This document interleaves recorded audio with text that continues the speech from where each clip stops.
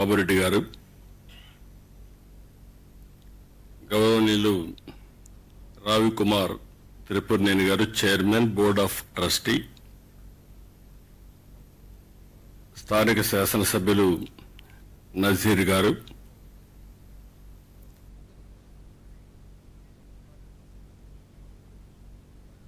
ఈ కార్యక్రమానికి అప్పుడే నాంది పలికారు కామినేని శ్రీనివాస్ గారు, గౌరవ సెక్రటరీ సౌరభ్ గౌర్ గారు,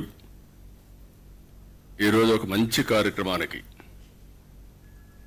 మీరందరూ కూడా సహకరించడమే కాకుండా జయప్రదం చేసినటువంటి ఎన్ఆర్ఐ డోనర్స్ అందరికీ పేరు పేరున మనస్ఫూర్తిగా నమస్కారాలు, అభినందనలు, శుభాభినందనలు.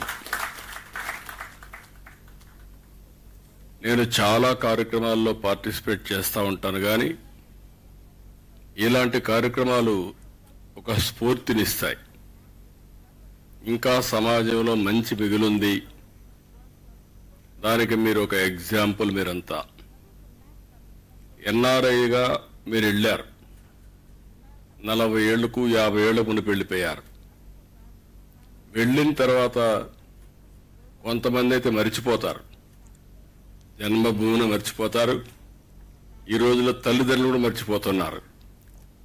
అలాంటి వాళ్ళు ఉండే ఈ సందర్భంలో మళ్ళీ మీ చదువుకున్న కాలేజీని గుర్తుపెట్టుకుని దీనికి 1981లోనే ఒక ఆర్గనైజేషన్ జిమ్ఖానా ఏర్పాటు చేసి ఇంత పెద్ద ఎత్తున సహాయం చేసిన మిమ్మల్ని అందరినీ మనస్ఫూర్తిగా అభినందిస్తున్నా. Congratulations, extraordinary work.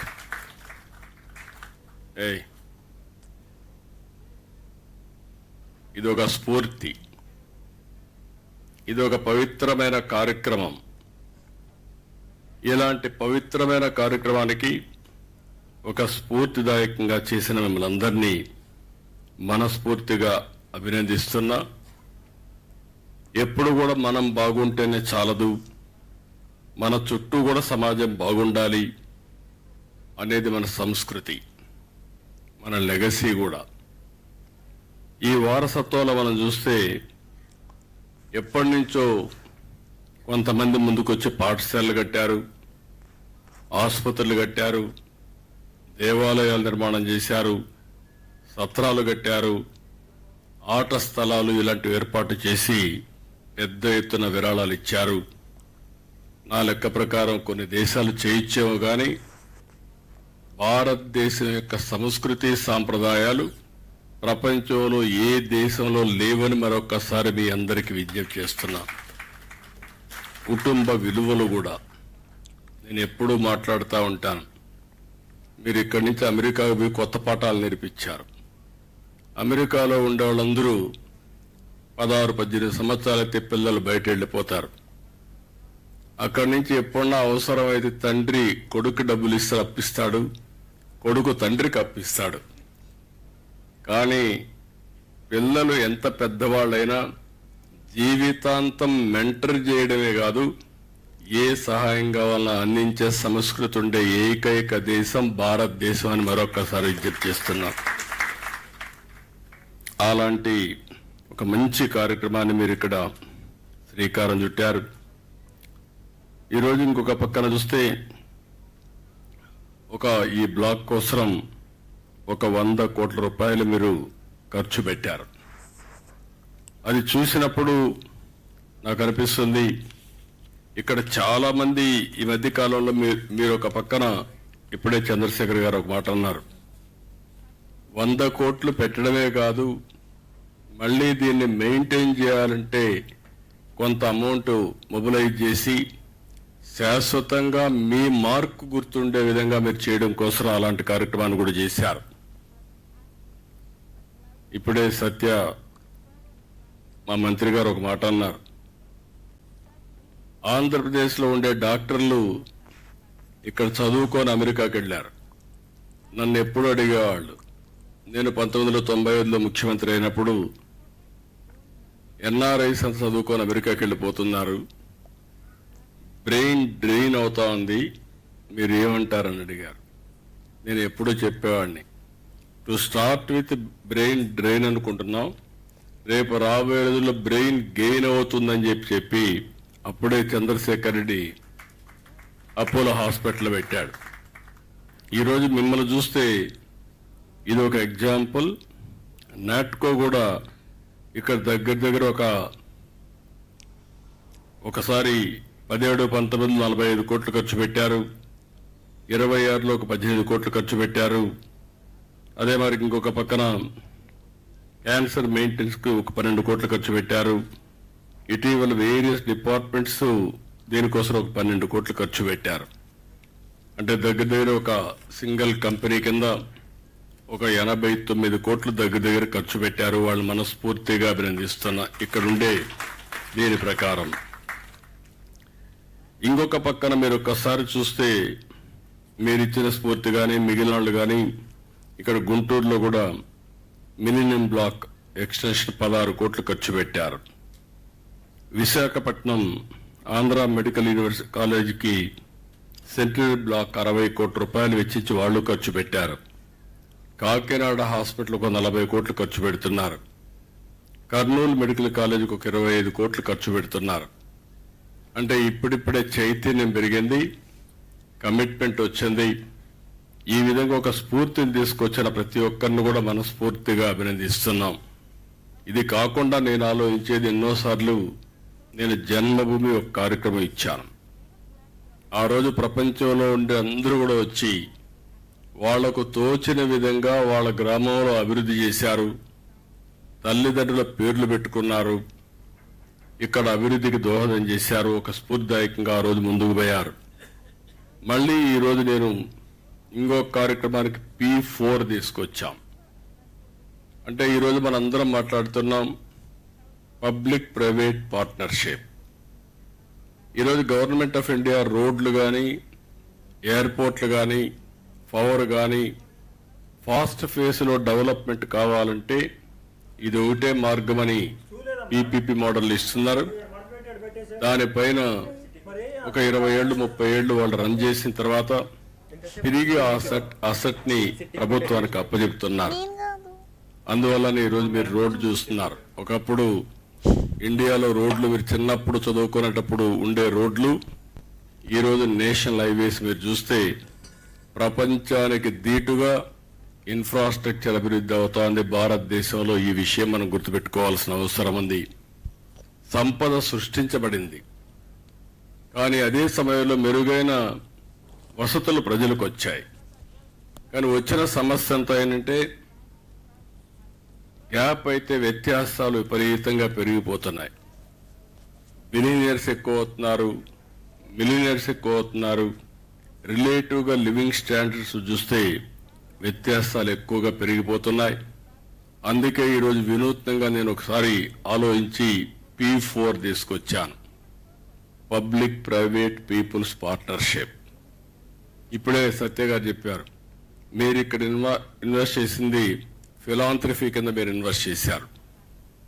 నా ఆలోచన ఏంటంటే మనందరం కూడా గ్రామీణ ప్రాంతాల్లో పుట్టాం, చిన్న కుటుంబాల్లో పుట్టాం, చదువుకున్న అవకాశాలు ఉపయోగించుకున్నాం. తర్వాత అంచెలంచెలుగా ఎదిగి ఈరోజు మిమ్మల్ని చూస్తూ ఉంటే ఒక్కొక్కరు 30 కోట్లు 40 కోట్లు తిరిగి సమాజానికి ఇవ్వాలనే ఆలోచన రావడమే కాకుండా ఆచరణలో పెట్టే పరిస్థితికి వచ్చారు. దీనికి మనస్ఫూర్తిగా అభినందనలు. ఈరోజు నేను తీసుకొచ్చిన కార్యక్రమం కూడా గ్రామాల్లో అభివృద్ధి అవుతా ఉంది. వ్యక్తిగతంగా ఏమేం కావాలనో వాళ్లకు ఇన్ఫ్రాస్ట్రక్చర్ అంతా క్రియేట్ చేస్తున్నాం. ఇల్లు కానీ, ఇంటి జాగా కానీ, గ్యాస్ కానీ, హౌస్ కానీ, లేకుంటే వాటర్ కానీ అవన్నీ చేస్తున్నాం. అయినా జీవన ప్రమాణాలు పెరగాలంటే వాళ్ళు కూడా 10 రూపాయలు సంపాదించుకునే మార్గం వస్తే తప్ప ఈ సమాజంలో ఆర్థిక అసమానతలు తగ్గవు. ఆ రోజు మీ తల్లిదండ్రులు మిమ్మల్ని చదివించడం, మీలో కూడా చదువుకోవాలని ఒక ఆలోచన రావడం, అక్కడి నుంచి ఎక్కడ అవకాశాలు ఉంటాయంటే మీరు అమెరికాకి వెళ్ళడం, ఇలాంటివన్నీ జరిగే పరిస్థితికి వచ్చేది. దానివల్ల మీరు పైకి వచ్చారు. చదువు అనేది ఒక గేమ్ చేంజర్. భవిష్యత్తు కూడా దీంట్లో అనుమానం లేదు. అయితే సరైన సమయంలో ఒక వ్యక్తికి హ్యాండ్ హోల్డింగ్ చేయగలిగితే అతను ఎలాంటి దేశానికి ఆస్తిగా తయారవుతాడో మనం ఊహించలేం. ఈరోజు అంబేద్కర్ గారు ఉన్నారు. అంబేద్కర్ గారికి ఆ రోజు బ్యాంక్ ఆఫ్ బరోడా ఆయన హ్యాండ్ హోల్డింగ్ చేశాడు. ఆ రోజు చదువుకోవాలంటే 10 రూపాయలు బాంబేలో డబ్బులు ఇచ్చాడు నెలకు. ఆయన చదువుకోవాలంటే లండన్ పోవాలంటే ఆ డబ్బులు ఫైనాన్స్ చేశాడు.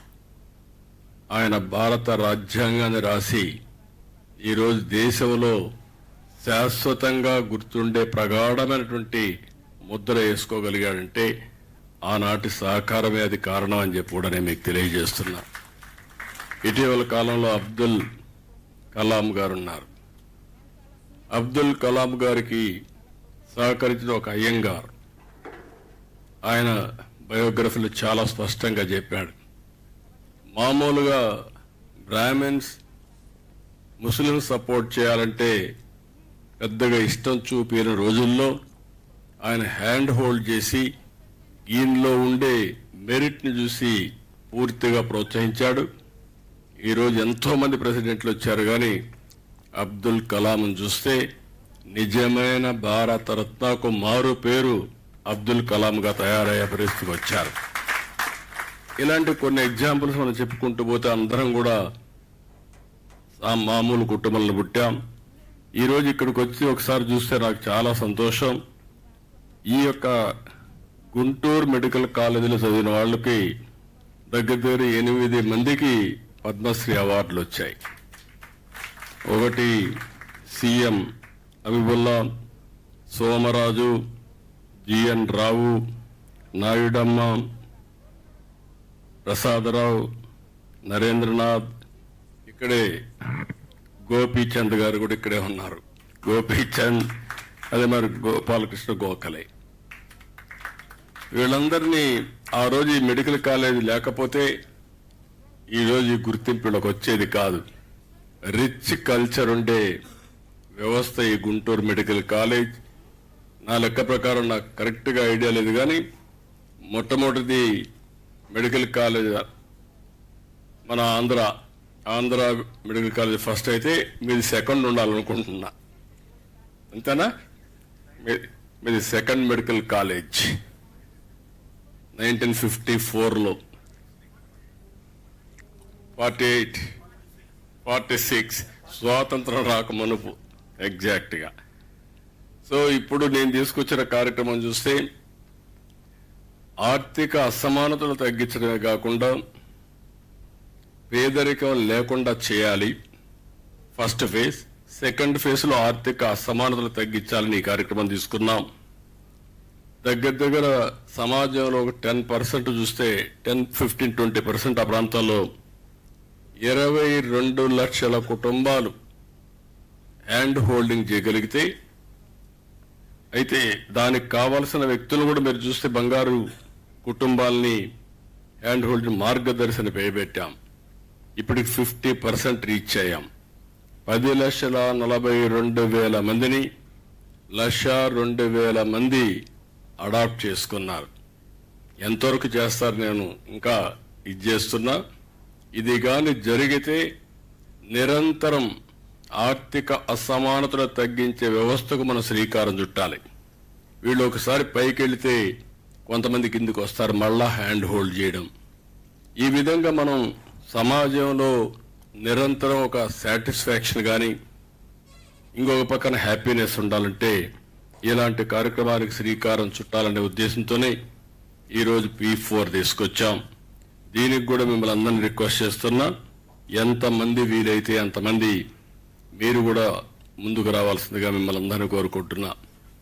ఇప్పుడే ఈరోజు ఈ బిల్డింగ్ చూస్తే 2,69,240 చదరపు అడుగుల్లో 5 అంతస్తులు శిశు ఆరోగ్య కేంద్రం ఏర్పాటు చేశారు.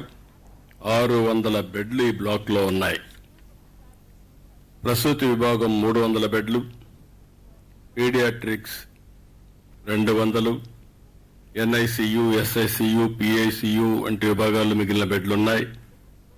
ఒకే డోనర్ డాక్టర్ గవిని రమాదేవి కుటుంబం ఉమాదేవి కుటుంబం 22 కోట్లు ఇచ్చారు.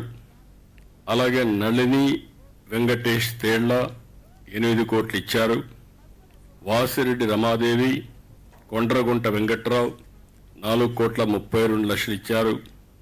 మొవ్వ వేదవతి, వెంకటేశ్వరరావు 4,04,00,000 ఇచ్చారు. డాక్టర్ తేలికి చర్ల, గుడిమేట కుటుంబాలు 3,60,00,000 ఇచ్చారు. డాక్టర్ లక్ష్మి, చౌదరి గంగా 3,40,00,000. బీనా నూతక్కి, గోపాలరావు 3,20,00,000. వీళ్ళు కాకుండా మిగిలిన వాళ్ళందరూ ఇక్కడ ఉండేవాళ్ళు కానీ కొందరు రాలేకపోవచ్చు, కానీ 100 కోట్ల రూపాయలు ఇచ్చారు. మిమ్మల్ని అందరినీ మరొక్కసారి మనస్ఫూర్తిగా అభినందిస్తున్నా, ధన్యవాదాలు తెలియజేస్తున్నా. ఈ ప్రభుత్వం తరఫున వన్ ఆఫ్ ది బెస్ట్ కార్యక్రమం, నాకు చాలా హ్యాపీగా ఫీల్ అయ్యే కార్యక్రమం.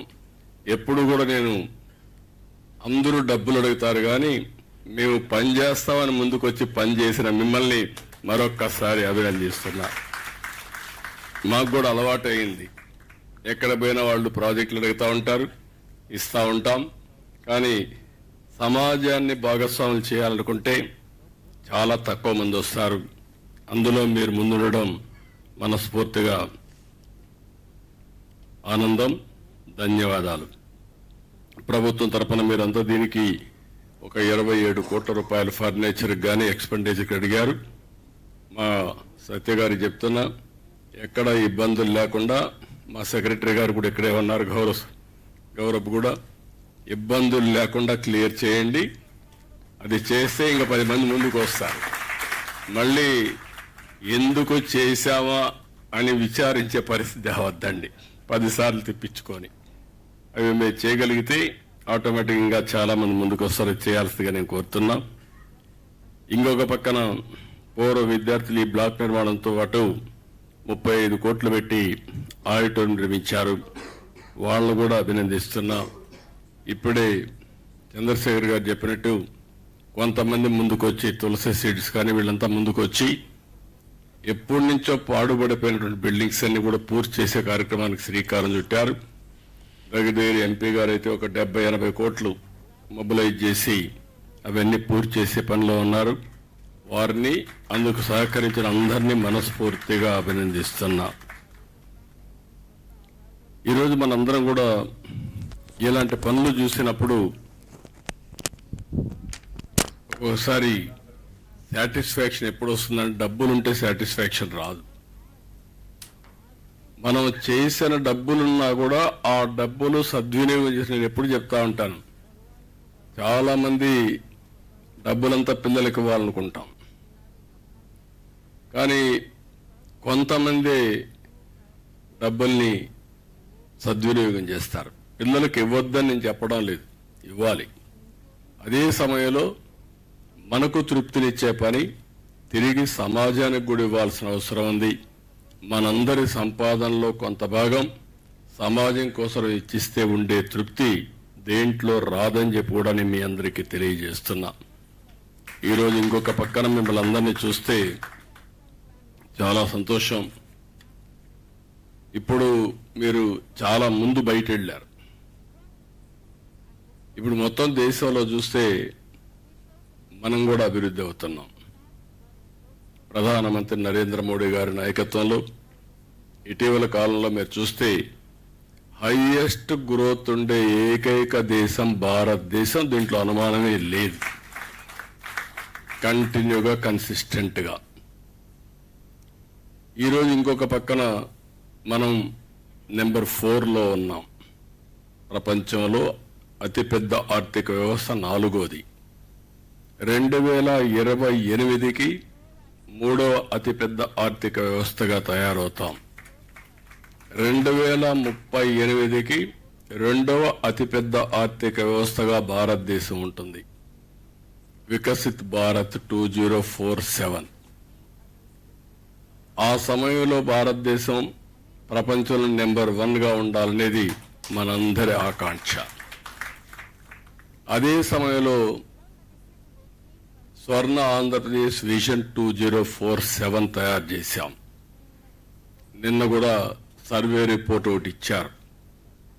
Amaravati is a future city, ఇలాంటి సిటీలు రావాల్సిన అవసరం ఉందని చెప్పి చాలా స్పష్టంగా చెప్పారు. నేను ఓసారి భగవంతుడు కొన్ని అవకాశాలు ఇస్తా ఉంటారు కొంతమందికి. ఆ రోజు నేను హైదరాబాద్, సికింద్రాబాద్ 2 నగరాలు ఉండేటివి. ఆ రోజు ఆలోచించి సైబరాబాద్ నగరం రావాలి, నాలెడ్జ్ ఎకానమీకి చిరునామాగా తెలుగువారు ఉండాలనే ఉద్దేశంతో సైబరాబాద్ నగరాన్ని ఏర్పాటు చేశాం. ఇటీవల ఆ city highest per capital income తెలంగాణకు వచ్చే పరిస్థితికి వచ్చింది. ఈరోజు మళ్ళీ విభజన జరిగిన తర్వాత అమరావతి నిర్మాణానికి శ్రీకారం చుట్టాం. కొంతమంది ఎప్పుడు అంటారు, అనవసరంగా ఒక 100 ఎకరాలు తీసుకొని ఒక బిల్డింగ్ కట్టి సరిపోతుంది సెక్రటరియట్ అని. కట్టచ్చు, లేకపోతే మున్సిపల్ కార్పొరేషన్లో ఒక బిల్డింగ్ ఉంటే దాంట్లో కూడా తీసుకొని పెట్టచ్చు. కానీ జాతికి గుర్తింపు ఉండాలంటే, అన్ని ప్రాంతాలతో సమానంగా మనం ఉండాలంటే ఈరోజు మీరు చూస్తున్నారు, చెన్నై మొత్తం తమిళనాడుకి ఒక చెన్నై నగరం ఉంది, కర్ణాటకకు ఒక బెంగళూరు నగరం ఉంది, హైదరాబాద్కు ఆ రోజు నిర్మాణం చేసిన సైబరాబాద్తో కలిపి హైదరాబాద్ ఉంది. ఆంధ్రప్రదేశ్ను మళ్ళీ మనం ఒక చిన్న నగరంగానూ వదిలిపెడితే ఆర్థిక వ్యవస్థలో వెనకబడతామనే ఉద్దేశంతోనే హైదరాబాద్ కంటే మెరుగైన నగరాన్ని కట్టాలని, అది brown field, Amaravati green field city. ఈరోజు ప్రపంచంలో ఈ 30 ఏళ్లలో చాలా డెవలప్మెంట్స్ జరిగాయి, టెక్నాలజీలో మార్పు వచ్చాయి. ఆ రోజు ఐటీ గురించి మాట్లాడాను, ఇప్పుడు ఏఐ వచ్చింది. అమెరికాలో సిలికాన్ వ్యాలీ ఉంది. ఇండియాలో ఏముంది అని అడిగే వాళ్ళకి సమాధానం, ఇండియాలో క్వాంటమ్ వ్యాలీ ఉంది, అది కూడా అమరావతిలో ఉంది. ఆ రోజు సైబరాబాద్ కట్టాం, ఈరోజు క్వాంటమ్ వ్యాలీకి నిర్మాణానికి శ్రీకారం చుట్టాం. ఇంకో పక్క నాలెడ్జ్ ఎకానమీలో ఉన్నాం. ఒకప్పుడు కరెంట్ ఉండేది కాదు, ఇప్పుడు ఇంటిపైనే కరెంటు తయారు చేసుకుంటున్నాం. మీరు ఇక్కడ బిల్డింగ్ ఇచ్చారు, పైనంతా మీరు కానీ సోలార్ పెడితే కరెంటు కూడా మీరే ఇచ్చేట్టు అవుతుంది. ఆ స్టేజ్కి వచ్చేసాం. అంటే సింపుల్ అడిషన్స్ ఇవన్నీ. నేను అందుకే కొత్త కాన్సెప్ట్ తీసుకొచ్చాను, ప్రొజ్యూమర్ అని.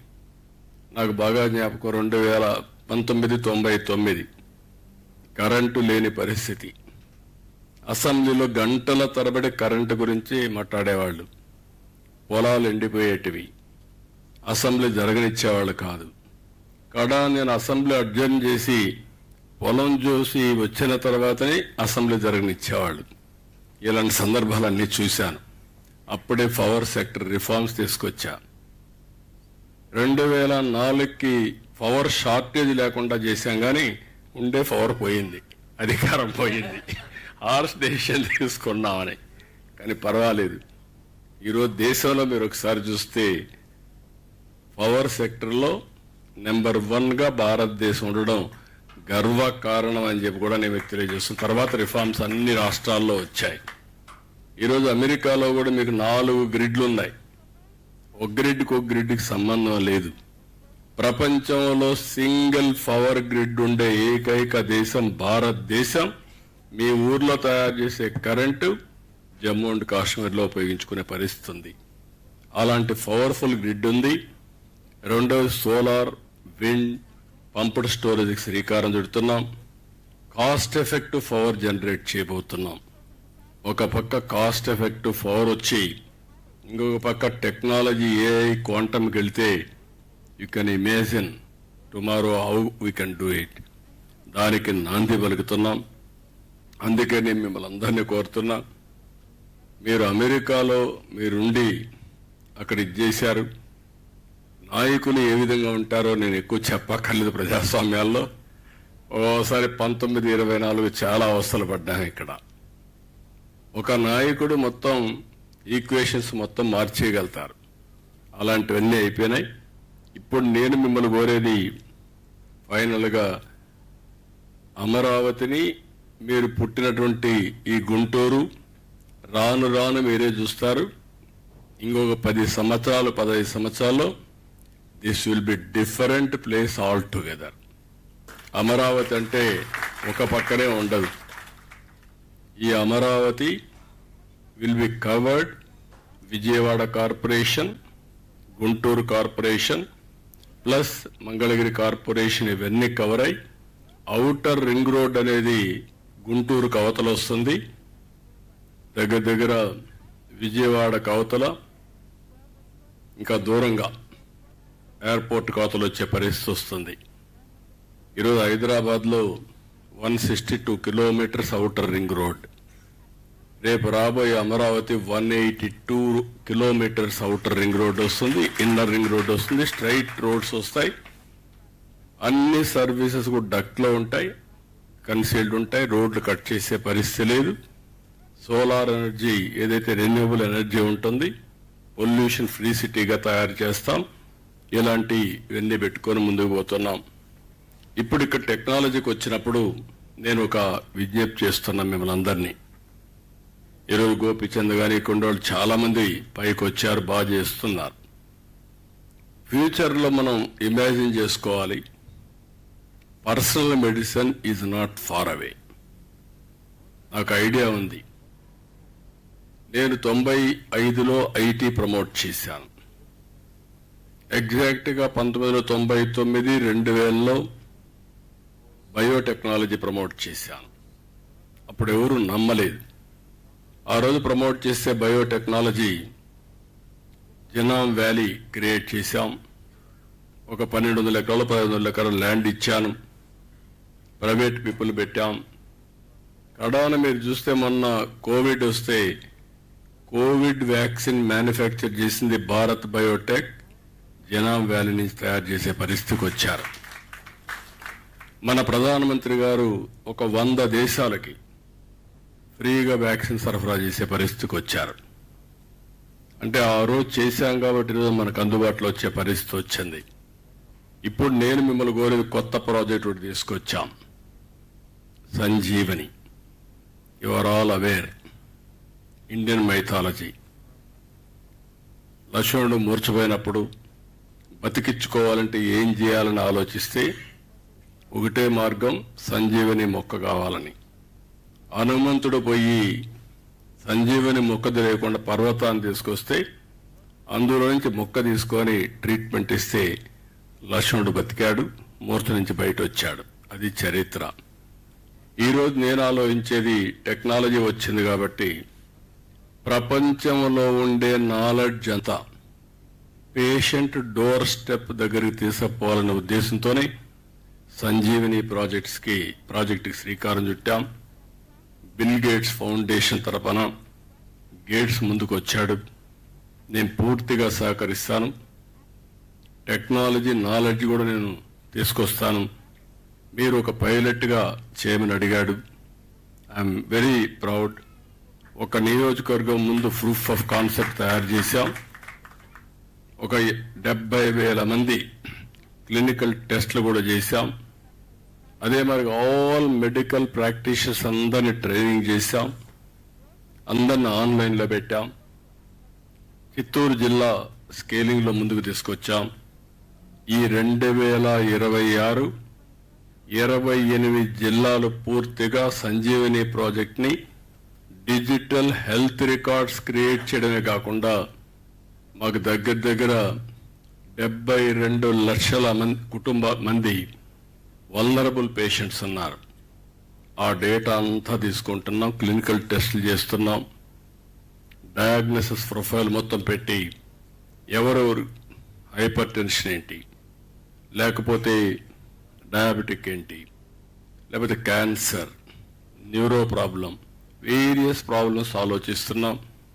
దీని మీద మీ నాలెడ్జ్ కూడా తీసుకొని ప్రివెంటివ్ హెల్త్, క్యూరేటివ్ కింద cost effective, real time monitoring data గురించి వండర్స్ చేయొచ్చు. ఈరోజు ఆల్ కార్పొరేట్ హాస్పిటల్స్ అన్నీ కూడా మనం ఆలోచిస్తే 5 స్టార్ హోటల్స్ కంటే మించిపోయినాయి. ట్రీట్మెంట్ ఖర్చు కంటే రూమ్ ఖర్చు ఎక్కువ అవుతా ఉంది. వాళ్ళు ఎక్కువగా ఉండాల్సిన అవసరం లేదు. అందుకని నేను ఆలోచించేది, ఎవరైనా పేషెంట్ ఇంటి దగ్గర ఉంటే మనం ఎప్పటికప్పుడు హెల్త్ కండిషన్ మానిటర్ చేస్తూ ఎప్పుడు అవసరమైతే అప్పుడు 1/2 అవర్లో వాళ్ళు లిఫ్ట్ చేసే పరిస్థితికి వస్తాం. ఇప్పుడు ఎయిర్ అంబులెన్స్లు వస్తున్నాయి. రేపు తొందరలోనే మన దగ్గర అయితే ఏదైతే మీరు కొత్తగా ఒక ఇది తీసుకున్నాం, డ్రోన్ తీసుకున్నాం, ఒక డ్రోన్ సిటీ పెట్టాం. 26లోనే డ్రోన్ అంబులెన్స్ కూడా ఇంటిగ్రేట్ చేయాలనుకుంటున్నాం. ఒకవేళ రేపు ఎవరన్నా కానీ ఇక్కడికి వస్తే ఇమ్మీడియట్గా ఇక్కడి నుంచి బెటర్ హాస్పిటల్కి షిఫ్ట్ చేయాలంటే ఈ మిద్దిపై నుంచే డ్రోన్లు దేశమే పరిస్థితి వస్తుంది. దానికి కూడా శ్రీకారం చుడుతున్నాం.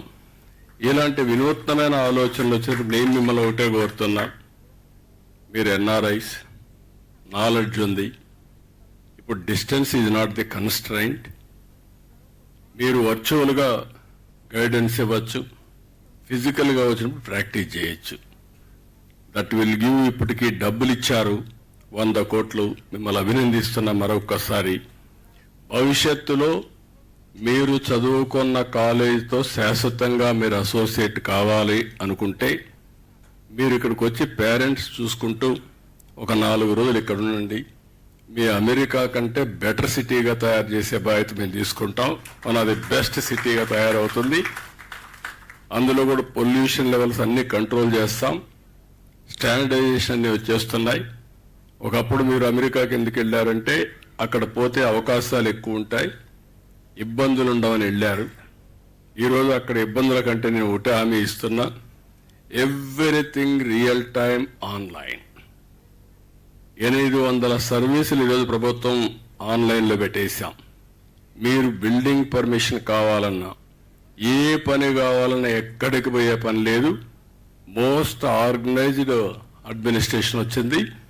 అందులో ఒకవేళ ఎవరికన్నా తెలియకుండా చెప్పలేకపోతే, అంటే రాయలేకపోతే, వాళ్ళు చెప్పితే దాన్ని ఆర్టిఫిషియల్ ఇంటెలిజెన్స్ కన్వర్ట్ చేసి ఆ పని చేసి మళ్ళీ అతనికి ఇన్ఫార్మ్ చేసే మెకానిజం తీసుకొస్తున్నాం. కాబట్టి ఇలాంటివన్నీ వస్తాయి. కాబట్టి మీరు కూడా రాబోయే రోజుల్లో వచ్చి ఇక్కడ పేషెంట్ని ట్రీట్ చేయడం, లేకుంటే వర్చువల్గా ట్రీట్ చేయడం, అది కూడా మీరు ఎప్పుడు మీరు ఫ్రీగా ఉంటే 1 గంట 2 గంటల పేషెంట్ ట్రీట్ చేసి కూడా పెట్టుకోగలిగితే ఈ వర్చువల్గా ఉపయోగపడతాయి. ఇలాంటి వినూత్నమైన కార్యక్రమాలకు శ్రీకారం చుట్టినప్పుడు మీరందరూ ముందుకు రావాల్సిందిగా మరొక్కసారి మిమ్మల్ని అందరినీ కోరుతున్నా. ఈరోజు ఇంకొక పక్కన ఇక్కడ చూస్తే క్వాంటమ్ కంప్యూటర్ వస్తుంది, అదే మరి ఏఐ వస్తూ ఉంది, బయో ఫౌండరీ కూడా వస్తుంది మెడికల్ ఫీల్డ్లో. మీరు ఈ బయో ఫౌండరీకి లేకుంటే ఇంకా మిగిలిన లేటెస్ట్ టెక్నాలజీస్ ఏవి ఉన్నాయో అవన్నీ కూడా మీరు అనలైజ్ చేసుకొని రాగలిగితే అవన్నీ అమలు చేయడానికి కానీ డెమాన్స్ట్రేట్ చేయడానికి అమరావతి ది బెస్ట్ ఏరియా అని చెప్పి మరొకసారి తెలియజేసుకుంటూ, ఈరోజు ఇక్కడికి వచ్చిన మిమ్మల్ని అందరినీ మనస్ఫూర్తిగా అభినందిస్తూ, వన్ ఆఫ్ ది బెస్ట్. ఎందుకంటే నాకు ఎప్పుడు కూడా చాలా పనులు చేస్తూ ఉంటాను, కానీ ఇలాంటి పవిత్రమైన కార్యక్రమాలకు వచ్చినప్పుడు నాకుండే సాటిస్ఫాక్షన్ ఏ కార్యక్రమంలో ఉండదు. That is I'm very happy. One of the best కార్యక్రమానికి మీరు శ్రీకారం చుట్టారు. అయితే ఇది ఇంతటితో ఆగకుండా ఈ స్ఫూర్తిదాయకమైనటువంటి కార్యక్రమాన్ని కంటిన్యూ చేయడం కోసం అన్ని విధాలా సహకరించాల్సిందిగా మరొక్కసారి కోరుకుంటూ అందరికీ నమస్కారాలు. Thank you అనండా. సార్, ఏదైనా వజ్రాన్ని సైతం నిలబెట్టాలంటే మరి బంగారం అంచు కావాలి. ఎంత బంగారు కంచాన్ని నిలబెట్టడానికైనా గోడ ఆసరా కావాలి. మరి గవర్నమెంట్ నుంచి మీరు అందిస్తున్నటువంటి అత్యంత సహాయ సహకారాలకి ధన్యవాదాలు తెలియజేస్తూ మరి అందరు ఆర్గనైజేషన్స్ వారు వారి యొక్క కృతజ్ఞతను తెలియజేస్తున్నారు. గౌరవ రాష్ట్ర ముఖ్యమంత్రుల వర్యుల వారికి సన్మానాన్ని అందించడానికి విచ్చేస్తున్నారు. దీనిలో డాక్టర్ రవి గారు, త్రిపురనేని రవి గారు, అలాగే అమ్మా 5 నిమిషాల్లో అయిపోతుంది. అందరూ దయచేసి ఎవరి సీట్లో వాళ్ళు కూర్చోండి ప్లీజ్. ఫోటో సెషన్ కూడా ఉంది సార్. డాక్టర్ రామకోటేశ్వరరావు గారు కోయ, దయచేసి అందరు కూర్చుంటే మీ దగ్గరికి గౌరవ రాష్ట్ర ముఖ్యమంత్రి వర్యుల వారు మాట్లాడించడానికి వస్తున్నారు. దయచేసి మీరందరూ అక్కడే ఉంటే ఎలిమిని అందరూ సారే మీ దగ్గరికి వచ్చి ఈ సీట్లో కూర్చొని hill have a photo with all of you please cooperate. Photo session లో డాక్టర్ రామ్ కోటేశ్వరరావు గారు కోయ, అలాగే డాక్టర్ రామన్ దామినేని గారు, డాక్టర్ లాల్ బహదూర్ నాగభైరవ్ గారు, డాక్టర్ లక్ష్మీ ప్రసాద్ గారు వేములపల్లి, డాక్టర్ రవికుమార్ గారు త్రిపురనేని, డాక్టర్ రామరాజా బి ఎలవర్తి గారు, డాక్టర్ వెంకట ప్రసాద్ పోదిలా గారు, అలాగే డాక్టర్ బాబురెడ్డి సాగిరెడ్డి గారు, డాక్టర్ హిమబిందు కడియాల గారు, డాక్టర్ శ్రీనివాసరెడ్డి గారు ఆల్లా, డాక్టర్ కృష్ణకుమారి కాకాని గారు, డాక్టర్ కృష్ణమూర్తి ఓరుగంటి, డాక్టర్ బాలభాస్కర్ రావు గారు వెనిగళ్ల, డాక్టర్ వీర హనుమంతరావు గారు పాలపర్తి, డాక్టర్ గోపాలరావు గారు పాటినేని, డాక్టర్ వెంకట సుబ్బారావు గారు ఉప్పులు. అందరూ దయచేసి కూర్చున్నట్లయితే గౌరవ ముఖ్యమంత్రి వర్యుల వారు కిందకి విచ్చేస్తున్నారు. అందరూ కూర్చొని ఆ ఫోటోని చిరస్మరణీయంగా మార్చుకోవడానికి అవకాశం ఇస్తున్నారు.